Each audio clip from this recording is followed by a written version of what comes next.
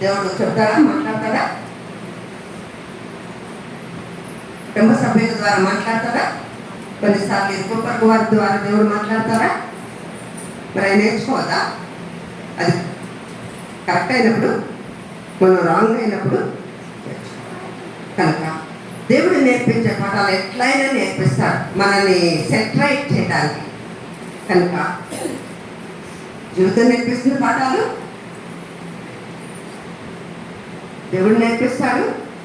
వాక్యం ధ్యానిస్తున్నప్పుడు, వాక్యం వింటున్నప్పుడు, చదువుతున్నప్పుడు వాక్యం నేర్పిస్తుంది. మనకంటే చిన్నవారు నేర్పిస్తారు, మనకంటే పెద్దవారు నేర్పిస్తారు. ఎవరు నేర్పించారనేది కాదు, దేవుడు నాకు కోరుతున్నారు. నేను నేర్చుకున్నప్పుడు మీ క్యారెక్టర్ చాలా చక్కగా దేవుడు ఆనందించదగినదిగా ఉంటుంది. కనుక అట్లా ఉండాలి. ఒక భక్తుడు అంటాడు, సువార్త ప్రకటించడానికి ముందు మాటల సువార్త కాదు, అవసరమైతే మాటల వాడు నీ జీవితమే ఇతరులతో మాట్లాడాలి. హల్లెలూయా. ఒకప్పుడు సువార్త ప్రకటిస్తే ఇదేవారు, మనకంటే ఎక్కువ సువార్త ఇప్పుడు వాళ్ళకి అందుతుంది, వాళ్ళకి తెలుస్తుంది. కానీ మన బ్రతుకులలో ఆ సువార్త దాని యొక్క పరిమాణాలు చూడడానికి కారణాన్ని వాడు దేవుని దగ్గరకు రావటంలో. మహాత్మా గాంధీ అన్నారు, క్రైస్తవులు క్రీస్తు వలె జీవిస్తే ఈ పాటికి భారతదేశం, ఇప్పుడు కాదు, మహాత్మా గాంధీ ఉన్న కాలానికి 3 సార్లు భారతదేశం మారు మనసు పొందేది అన్నారు. How sad! ఎంత విచారపడవలసిన, దుఃఖపడవలసిన, సిగ్గుపడవలసిన విషయం కదా. అందుకే నేను క్రైస్తవుడిని కాదా, ఇండైరెక్ట్గా చెప్పారు ఆయన.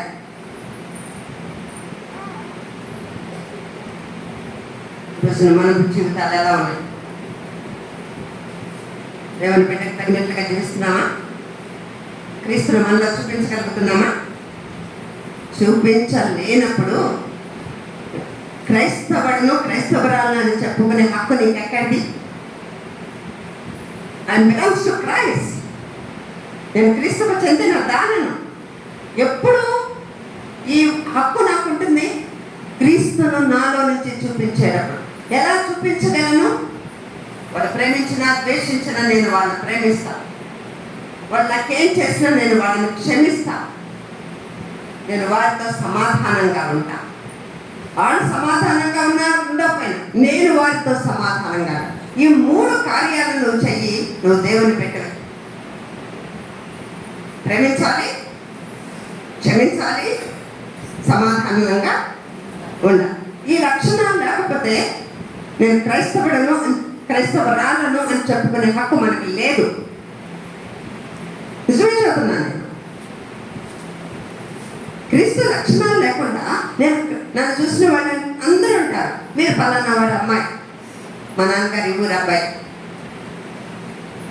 అంటే ఈ ఊరు కాదు, ఒకరాల పెద్ద ఒకరాల సెంటర్ పక్కన కళ్యాణ మండపం, టీటీడీ ఇచ్చిన కళ్యాణ మండపం ఇచ్చింది మా స్థలంలోనే. పక్కన ఉన్న సత్రం చెకురుపాట గారి మనవడు, మా నాన్నగారు వాళ్ళ రెండో అబ్బాయి, చెకురుపాట గారి రెండో అబ్బాయి, రెండో మనవడు మా నాన్నమ్మ చేసుకుని అక్కడికి వచ్చారు. మేము అక్కడ సెటిల్ అయిపోయాం. మా నాన్నమ్మ కూడా ఒక్కతే అలాగే, అందుకని అక్కడ సెటిల్ అయిపోయాం. మేము ఇక్కడ రాదు. కనుక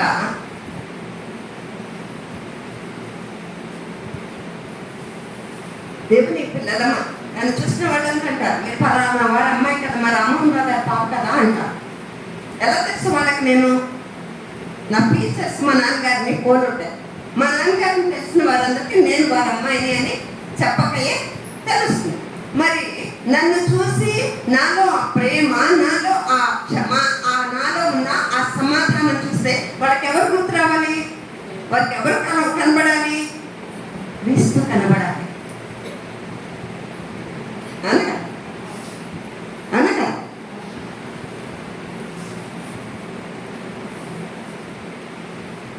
మరి ఆపరేట్ అవుతున్నాయా క్రీస్తు లక్షణాలు మనలో? అబ్బా, కనుక దాని కొరకు మనము సిద్ధపరచుకోవాలి. ఈ దెబోరాలో ఉన్న లక్షణం అది. దేవుని బిడ్డ, ఇశ్రాయేలీ రాజు, అందుకే దేవుడు ఆమెను వాడుకున్నాడు. రెండో, ఈమెలో ఉన్న మరొక లక్షణం ఏంటి అంటే చాలా ప్రేస్తురాలు.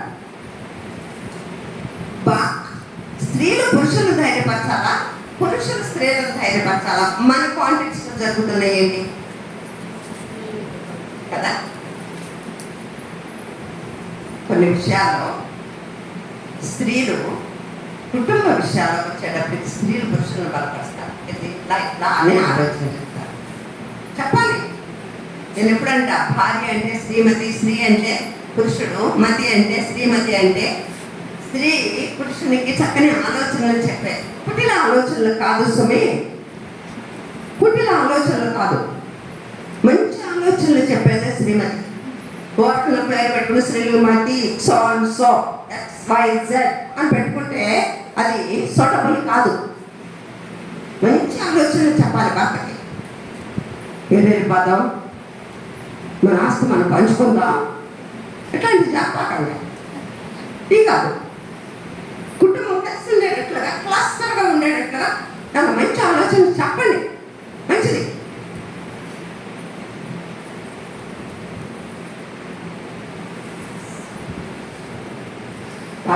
చెప్తుంది, అబ్బాయి యుద్ధానికి వెళ్ళు, నేను యుద్ధానికి వెళ్తున్నాను, నా కోసం ప్రయత్నం చేయక అన్నాడు. కానీ ఆమంటుంది, నువ్వు వెళ్ళు, నువ్వు రాకపోతే నేను వెళ్ళాక. చూడండి ఈయన ఎంత ప్రోత్సహించే తత్వం, ధైర్యం ఏమైనా ఉన్నాయో. కొన్నిసార్లు పరిస్థితులు చాలా బలహీనపడతాయి. మేము ఏకకాలంలో 30 ఎకరాల పొలం అనుకున్నాం. మేము ఆ ఊరు మా అమ్మమ్మ గారిది వణుకూరు, గోసాలకి కొంచెం లోపలికి వెళ్ళాలి. అక్కడ మా నాన్నగారు తమలపాకుల తోటలోనే వ్యాపారం చేశారు, బాగా డబ్బులు సంపాదించారు. ఇప్పుడు దేవినేని అవినాష్ వాళ్ళ పెదనాన్న గాంధీ, దేవినేని నెహ్రూ అంటాం, నెహ్రూ వాళ్ళ అన్నయ్య గాంధీ మా ఇంటికి వచ్చేవారు.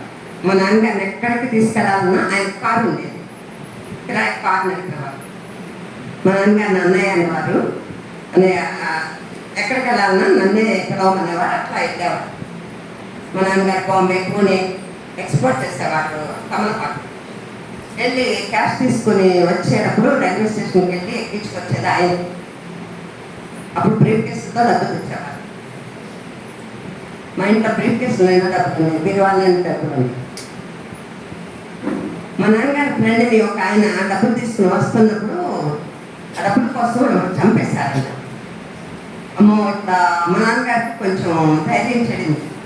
వ్యాపారం మానేద్దాం అనుకున్నారు, మానేస్తానన్నారు, మానేశారు.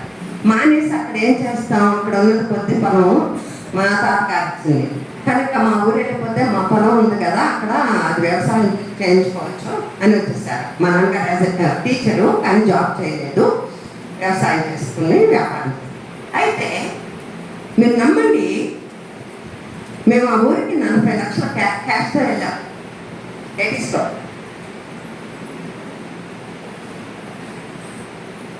దొడ్డెడుగొడ్డు ఒంగోలు జాతి ఆవులే కావచ్చు, గేదెలే కావచ్చు, ఎంత పుట్టినాయి. మరొక 40 సెంట్ల స్థలం నిండా ఉండే గొడ్డు, దొడ్డి నిండా నౌకర్లు చాకర్లు. ఎట్లా పోయినాయో 40 లక్షలు లేవు. 30 ఎకరాల పొలం ఎక్కి దమ్మను అమ్ముకోవాల్సిన పరిస్థితి, దుస్థితి. అప్పుడు పెట్టడమే పొలంలో మన అందరికి ఒక వ్యసనం లేదు. కానీ అప్పుడు తెలియక ఎందుకు ఇట్లా జరుగుతుంది అనేది. అవన్నీ ఉంటే మేము దేవుడిని ఎదిగేవాళ్ళం కాదు, దేవుని కుటుంబంలోకి వచ్చేవాళ్ళం కాదు. అవన్నీ తీసి దేవుడు ఏంటో, దేవుని ప్రేమ ఏంటో తెలియపరిచారు దేవుడు మాకు. మొట్టమొదటిగా దేవుడిని ఎదిగింది నేను, తర్వాత మా అమ్మ మా నాన్నగారికి ప్రభుని ఎదిగారు.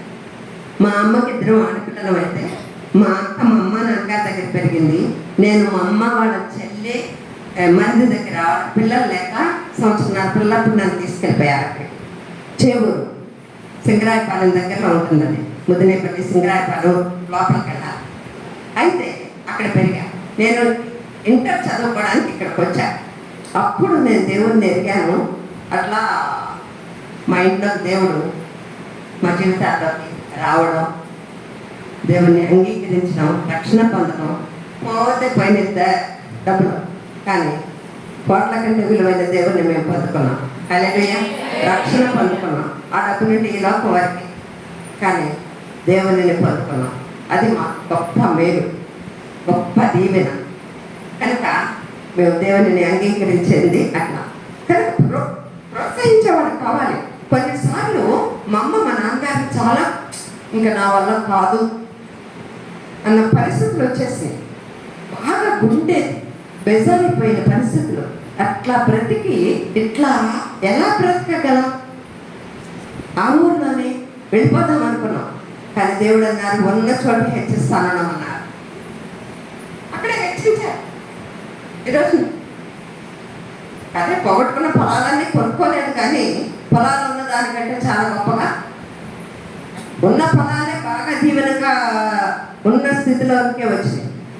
అప్పులు తీర్చలేము, ఇంకా ఉన్నాయి అమ్మిన అస్సలు కట్టలేము, రూపాయికి పావలాలు తప్ప అనుకున్న పరిస్థితిలో నుంచి వడ్డీలు కట్టి రూపాయి ఎవ్వరికి ఇవ్వక్కర్లేదు అనిపించుకుని ఈ రోజున ఒకరికి పెట్టే స్థాయిలో దేవుడు ఉంచాడు. హల్లెలూయా. ఈ మధ్యలోనే ఉన్న పొలాలు 52 లక్షల కొరకు జగన్ తీసుకున్నారు. కానీ వాస్తవానికి అవి కనుక ఉంటే ఇంకా చాలా ఉండే అయిపోయినాయి. పోగా 3 కోట్లకు అడిగితే మేము ఇవ్వాల, అమ్ముకునే అవసరం లేదు, డబ్బులు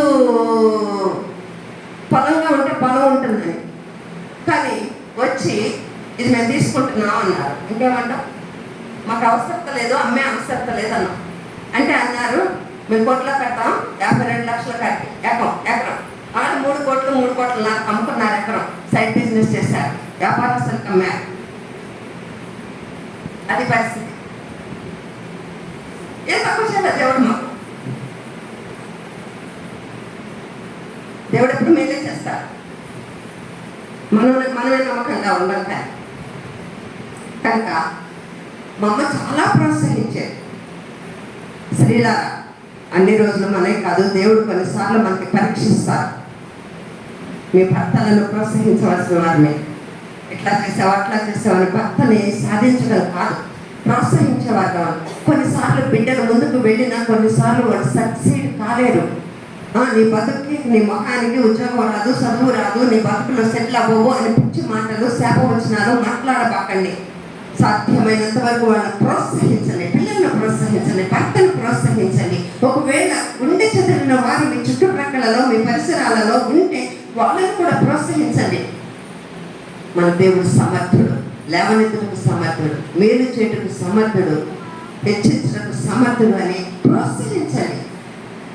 ఈమె ప్రోత్సహించాలి. నువ్వేం మగాడివయ్యా, యుద్ధానికి వెళ్ళలేనివాడు, నేను రావాలి ఆడపిల్లని అందా